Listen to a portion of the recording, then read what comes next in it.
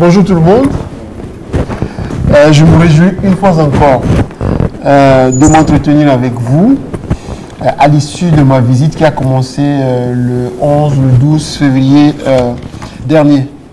Je me réjouis une fois encore d'avoir pu, avec l'appui des autorités centrafricaines, effectuer cette visite officielle et rencontrer l'ensemble des partenaires, les auteurs qui contribuent à la vie politique, à la vie économique, à la vie sociale, des droits de l'homme dans le pays. J'ai pu, au cours de ces 10 jours, m'entretenir avec le corps diplomatique, m'entretenir aussi avec les agences et fonds des Nations Unies, donc l'équipe pays des Nations Unies. Je me suis également entretenu avec les organisations de la société civile, les associations de victimes, mais également les institutions qui œuvrent pour la lutte contre l'impunité dans le pays, notamment la CPS, la CVJRR et les institutions, les juridictions nationales. J'ai pu également effectuer plusieurs visites sur les sites, notamment le lycée professionnel féminin ici à Bangui, la prison pour femmes de Bimbo, la prison au niveau du camp militaire de Roux. J'ai également effectué une visite à Pawa, au niveau de Limpende et de Luampende. Ah d'accord. J'ai pu aussi m'entretenir, bien évidemment, et j'aurais dû commencer par là, avec les autorités étatiques. J'ai rencontré la ministre du Genre, j'ai rencontré le ministre d'État, ministre en charge de la bonne gouvernance des droits de l'homme, garde des Sceaux, ministre de la Justice. J'ai également rencontré plusieurs acteurs, que ce soit de l'UNI ou d'autres acteurs qui œuvrent pour les droits de l'homme dans le pays. J'ai pu aussi participer au concours des droits de l'homme organisé par l'ONG CEJA, qui a rassemblé les lycées de Bangui et dont les élèves ont participé à ce concours pour les droits de l'homme. Nous avons aussi, ensemble avec le Centre d'études juridiques africain, organisé également un atelier d'évaluation de la situation en ce qui concerne la médecine légale ici en Centrafrique. Donc on a pu, avec l'appui des partenaires techniques dessus, enclencher la réflexion par rapport à la mise en place d'un centre ou d'un institut de médecine légale ici en République centrafricaine. En ce qui concerne les points sur le fond, sur les questions concernant la sécurité, j'ai pu constater que les efforts du gouvernement ont permis d'étendre la sécurité sur une partie non négligeable du territoire centrafricain, ce dont je m'en réjouis. Toutefois, il nous a été donné de constater, que ce soit à Bria, à Birao, à Berberati ou à Pawa, qu'au-delà de 15 km des zones urbaines, il y a une menace en tout cas, perception de la part de la population comme étant une menace, puisque dans les zones reculées se sont retranchés les groupes armés qui continuent de faire peser une menace sur la population civile. Et vous savez sans doute ce qui s'est passé récemment, le 21 décembre plus exactement, en Nzakoundou, dans la région de Pawa, où plusieurs personnes ont été des actions imputables, ou en tout cas imputées en tout cas, aux 3R. Toujours la sécurité, je crois que les engins explosifs constituent également un élément qui menace la sécurité des citoyens. Vous savez que tout le nord-ouest est affecté par ce fléau et qui fait que les populations ne peuvent pas vaquer librement à les occupations, que ce soit par rapport à l'élevage, l'agriculture. Ça empêche les enfants de pouvoir aller à l'école, de pouvoir bénéficier de soins de santé, par exemple. Ça empêche également les FACA et les forces de défense de sécurité en général de pouvoir mener des actions de protection dans la zone. Il en est de même par rapport aux patrouilles des forces de la MINUSCA à cause de la présence de ces enjeux. Et par rapport à cela, j'appelle la communauté internationale à fournir davantage les ressources nécessaires à UNMAS pour que des opérations de déminage soient engagées. Il m'a été donné de constater que le plus souvent, après déminage, les groupes armés, notamment les 3R, reviennent pour poser de nouveau ces engins explosifs. Et je crois que le déminage devrait être accompagné de l'occupation des zones déminées par les forces de protection afin d'empêcher que les groupes armés reviennent poser à nouveau ces engins explosifs. Et ce qui est important, et j'invite aussi les États qui fournissent les contingents à la MINUSCA d'intégrer dans les contingents des spécialistes du déminage afin d'appuyer justement les opérations de déminage de UNMAS. Sur le plan,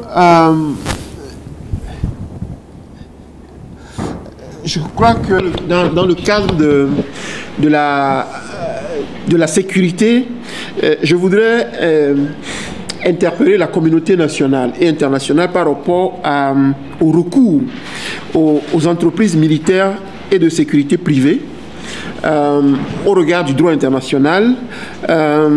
Les agissements des entreprises militaires et de sécurité privées ainsi que leurs sous-traitants doivent notamment respecter le droit national et se conformer aux principes de redevabilité pour les violations des droits de l'homme, du droit international humanitaire, du droit à l'environnement. Et la redevabilité exige de la part des autorités centrafricaines la transparence dans les autorisations accordées et la prise de mesures diligentes pour faire cesser les violations du droit international humanitaire que pourraient commettre les entreprises militaires et de sécurité privées, soit par leurs sous-traitants, soit par leur personnel, et qui doivent s'abstenir de s'engager dans l'exploitation illégale des ressources naturelles de la RCA. Sur le plan politique, l'accord, l'APP-RCA a fêté ses 5 ans cette année. Le gouvernement a fait valoir la mise en œuvre de ces engagements au titre de l'accord. Ce dont je m'en réjouis, effectivement, le gouvernement a fait d'énormes efforts dans le cadre de la mise en œuvre des engagements qui sont stipulés au niveau de l'accord. Toutefois, je tiens à rappeler qu'il y a d'autres mesures qui sont prévues, telles que la réforme du secteur de la sécurité, réforme du secteur de la justice, la lutte contre l'impunité, mais également la réconciliation nationale, qui sont toujours des défis à relever. Et donc, il est important que la feuille de route de Luanda puisse faire ses preuves en termes d'efficacité et que le gouvernement fasse des efforts pour la mise en œuvre des recommandations formulées à l'issue du dialogue républicain. Au niveau des élections, j'ai toujours dit et répété que les élections locales qui sont programmées pour le mois d'octobre constituent pour moi ou remplissent une double fonction. D'abord, c'est une réponse politique à la crise.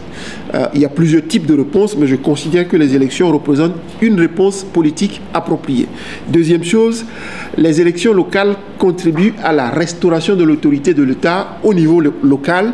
Et c'est pour cela que je tiens à ce que l'ensemble des acteurs soient mobilisés pour que ces élections se déroulent dans des conditions optimales, que la participation des femmes soit assurée, et que les sensibilisations nécessaires soient effectuées pour que la participation des femmes, la participation de la jeunesse et la participation des personnes déplacées internes puissent être assurées dans le cadre de ces élections locales. Il urge également que l'ANE puisse rendre public le cadre juridique qui régit ou qui va régir les élections locales, que le budget soit bouclé. Le budget aujourd'hui tourne autour de 18 millions, que l'ensemble des acteurs qui ont promis des enveloppes, qui ont promis des contributions financières puissent honorer leurs engagements, que le fichier électoral puisse faire l'objet de révision et que au niveau communautaire, on puisse préparer le terrain afin que les élections puissent se tenir dans des conditions transparentes. je voudrais attirer l'attention du gouvernement et des partenaires techniques et financiers sur l'impérieuse nécessité d'engager dès maintenant, en vertu de la loi sur la décentralisation, la réflexion sur l'affectation des ressources destinées au fonctionnement des collectivités locales afin d'asseoir une gouvernance locale effective. C'est vrai, l'élection locale est une étape décisive, les élections municipales une étape décisive, mais au-delà des élections locales, il urge de penser d'ores et déjà, et à partir de maintenant, les ressources nécessaires dont les collectivités locales, les communes auront besoin pour fonctionner dans la planification locale, dans le développement des programmes au niveau local. Toujours dans le domaine politique, j'ai pu rencontrer au niveau de la prison du Camp de Roux l'honorable député Dominique Ephraim Yandoka, avec qui j'ai discuté. Il a été arrêté le 15 décembre 2023 et a été détenu depuis lors. Étant élu de la nation, il est couvert par l'immunité parlementaire conformément à l'article 105 de la Constitution du 30 août 2023. Et à ce titre, donc en tant qu'élu de la nation, il ne peut pas être recherché, poursuivi, détenu ou arrêté et jugé qu'après l'autorisation de l'Assemblée nationale par vote à bulletin secret, sauf en cas de flagrant délit dûment prouvé. Sans préjuger du traitement de l'affaire au fond, il ressort des éléments de forme que l'arrestation et la détention de l'honorable député Yandoka, dont la santé s'est détériorée depuis son incarcération, ne sont pas conformes aux règles procédurales en vigueur. Par conséquent, je demande qu'il plaise aux autorités étatiques de pouvoir procéder à sa libération. Par ailleurs, les condamnations de certains leaders de l'opposition, notamment à des peines d'inéligibilité, à des peines d'interdiction de vote ou de séjour sur le territoire national, ne sont pas de nature, d'après mes analyses, à décrisper le climat politique. Et j'appelle donc les autorités à redonner un nouvel espoir au processus politique par des gestes politiques conformément à la main tendue du chef de l'État à l'endroit de l'opposition. Sur le plan humanitaire, vous savez sans doute que ce soit dans la Vakaga, au niveau des préfectures de Luampende et de Limpende, avec la frontière du Cameroun et du Tchad, il y a une situation humanitaire critique. On a au niveau de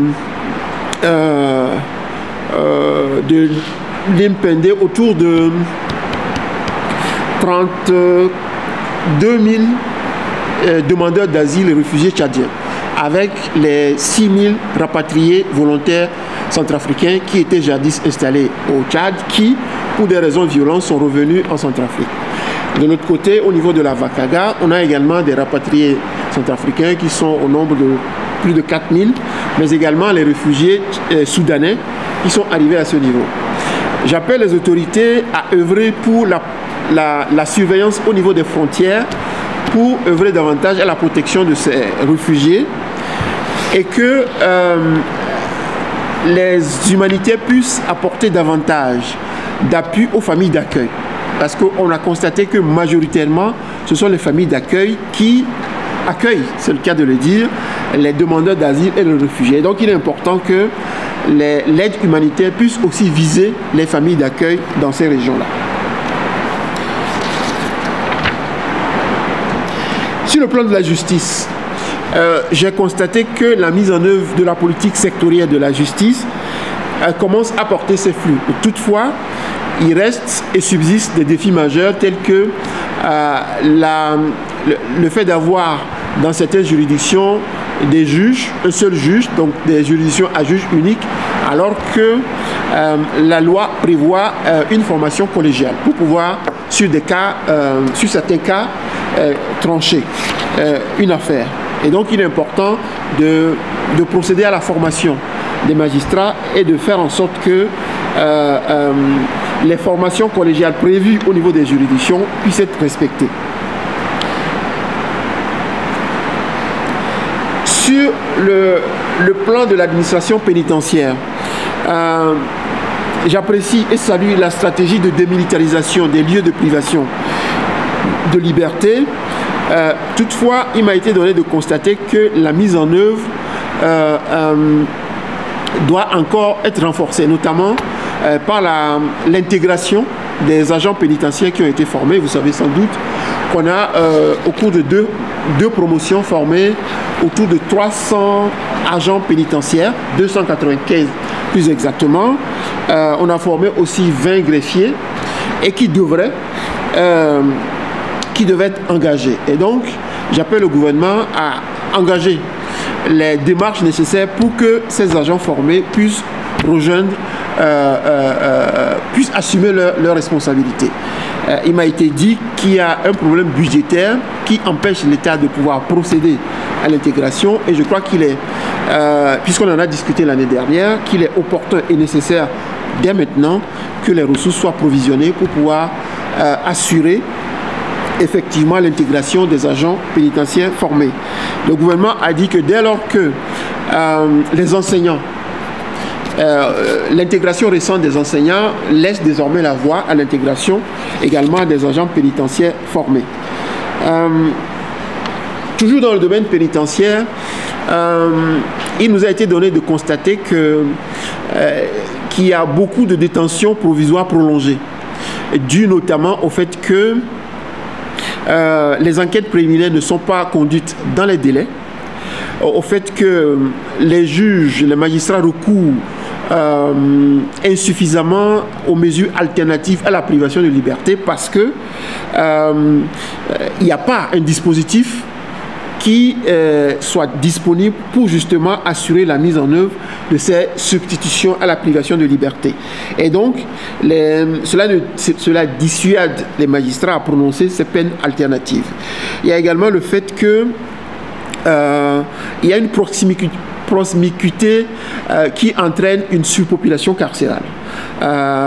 Et donc, il est important que les enquêtes soient diligentées de manière que le principe de célérité soit respecté au niveau de la conduite des enquêtes afin que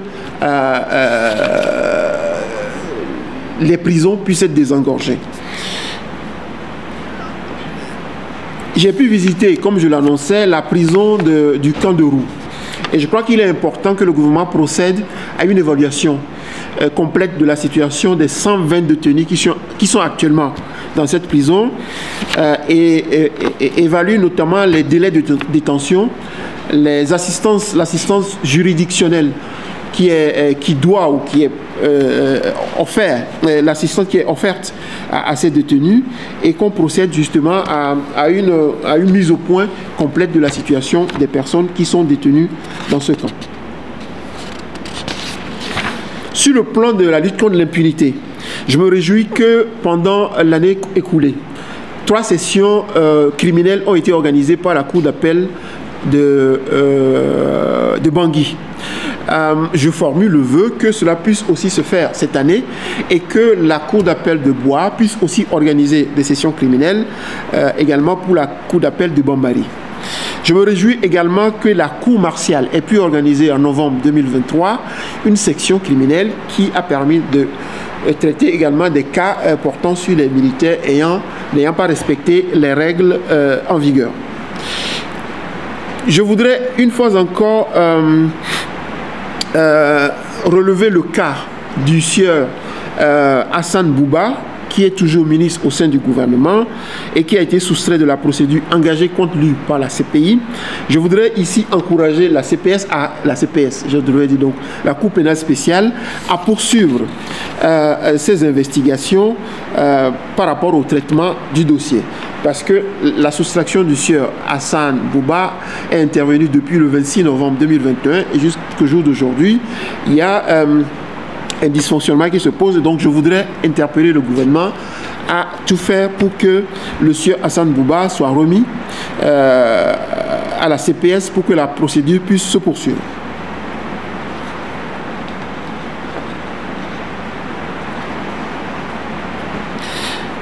Au niveau de la CVJR, vous savez sans doute qu'il y a un conflit interne au niveau de la CVJRR et ce conflit ne permet pas de faire avancer les travaux de la commission comme il se doit. Je crois que, après avoir rencontré la commission Vérité, Justice et Réconciliation, il est important que ce conflit connaisse un terme ou que, toujours dans le respect du principe de l'indépendance de la commission, que les autorités prennent leurs responsabilités, parce qu'il me semble important que la commission fonctionne, que la commission délivre son mandat, que la commission puisse démontrer des résultats probants et que la commission rassure les associations de victimes, les victimes elles-mêmes, par rapport à sa capacité à conduire la procédure non juridictionnelle en complémentarité avec l'aspect judiciaire de la CPS et des juridictions nationales, notamment les sessions criminelles des cours d'appel. Sur la question... et toujours par rapport à l'impunité, j'ai fait part à l'ensemble des partenaires que j'ai pu rencontrer ma préoccupation par rapport à l'absence de fonds de réparation et d'indemnisation des victimes. À terme, et ça se pose d'ailleurs déjà, si on n'a pas ce fonds-là, il ne serait pas possible d'accomplir de manière intégrale le processus de lutte contre l'impunité, puisque la réparation et l'indemnisation des victimes fait partie intégrante du processus de lutte contre l'impunité. Et donc, la mise en place d'un fonds de réparation de la part de l'État, avec l'appui des partenaires techniques et financiers, est une nécessité, à mon avis, impérieuse. Sur les questions de femmes, vous savez sans doute que la République centrafricaine a été examinée le 9 février 2024 par le Comité pour l'élimination de la discrimination à l'égard de la femme à Genève et que beaucoup de recommandations ont été formulées. Également, le 26 janvier 2024, l'examen périodique universel du Conseil des droits de l'homme a examiné la RCA et a également formulé des recommandations concernant les femmes. Et donc, il est important que le gouvernement fasse de la protection des femmes, que ce soit sur les questions de violences basées sur le genre, de violences domestiques, de violences sexuelles liées au conflit, de la participation des femmes au processus de prise de décision, de l'autonomisation des femmes, de la participation des femmes au processus électoral, dont les municipales à venir. Il est important, à mon avis, que les autorités hissent la protection des femmes au rang des priorités et l'intègrent notamment dans le plan, le PND 2024-2028 qui est en cours d'élaboration et qui va être finalisé d'ici courant mars. Sur les questions des enfants, je me réjouis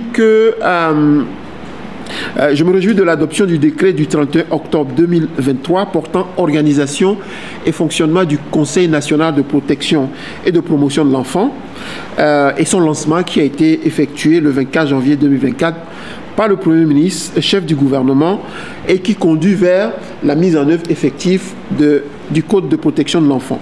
Mais je voudrais recommander le maintien, ou en tout cas le maintien de cette même dynamique pour l'intégration d'une stratégie nationale de promotion des droits de l'enfant dans le PND qui est en cours de développement et qui est un grand chantier de reconstruction des infrastructures scolaires, sanitaires et culturelles, ainsi qu'un plan ciblant la lutte contre le mariage forcé et précoce, l'esclavage sexuel des filles par des groupes armés, les violences sexuelles liées au conflit, les violences basées sur le genre et autres. Sur le plan de l'éducation, j'ai toujours dit que je considère la formation technique et agricole et la formation professionnelle comme un levier essentiel. Et je me suis rendu compte de l'importance de la formation professionnelle en visitant le lycée technique féminin. Et je crois qu'il est important de procéder à une refonte globale du système de la formation professionnelle dans le pays pour assurer davantage l'ancrage du système de formation professionnelle dans le monde des entreprises pour qu'il y ait davantage de partenariats formalisés. Sur les points concernant le développement, il est important, à mon avis, que l'humanitaire et le développement puissent être combinés. Je l'avais dit la dernière fois, mais je le répète, et mon plaidoyer consiste à appeler les partenaires techniques et financiers à œuvrer pour qu'il y ait davantage une évolution progressive vers les actions de développement qui sont durables, tout en préservant des actions nécessaires pour répondre aux urgences. Mais en tout cas, le développement doit être la direction à suivre parce que ce n'est que comme ça que la dépendance vis-à-vis de l'aide humanitaire pourra être réduite.